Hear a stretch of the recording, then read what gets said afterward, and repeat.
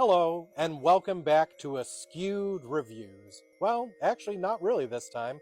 I'm actually doing something different. I joined a new group called Cinema Society Saturday, where each week we partner up, we're given a theme from different horror movies, and then we give a movie to each of our partners, and then that partner has to do a review on that film.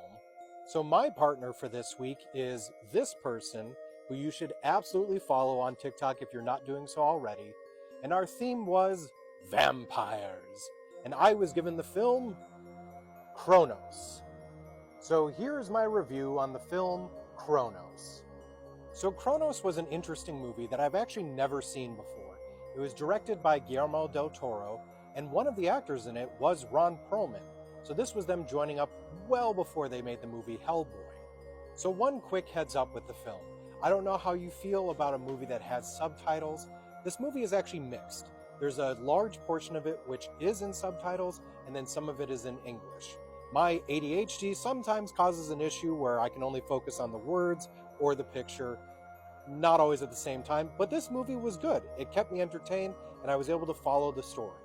So with this film, it's a very non-traditional vampire movie, as the way that the main character becomes a vampire is not through another vampire biting him, but by holding an artifact that then causes him to essentially get the disease or kind of contract or pass on the ability to now become this creature of the night. So let's start first with the things I didn't like about the film. I felt at times the pacing was kind of slow, and at moments like nothing was happening. The other issue I had too is I'm not sure if it's just the way that the film looks or the way that it felt, but it kind of felt like this was more of a made-for-TV movie rather than like a big screen movie. Now that's not always bad, but it's just something that was always on the back of my mind. I just realized what it is. It almost feels like a Tales from the Crypt episode rather than a full movie. So now for the parts of the movie that I did really enjoy. The main character, Jesus Grease. I was not expecting to actually enjoy the character, because at first I didn't realize that he was going to be the main character. I thought the story was going to move on to someone else at some point, maybe even reverting over to like Ron Perlman or someone else that hadn't been introduced yet. But the way that Federico Lupi did the character, he did a great job because I believed his transformation. He made it feel real. I also liked the villain of the story, played by Claudio Brook, De La Guardia, I think was the name. And he's this aging, dying man who wants desperately to find this artifact so that he also can be immortal.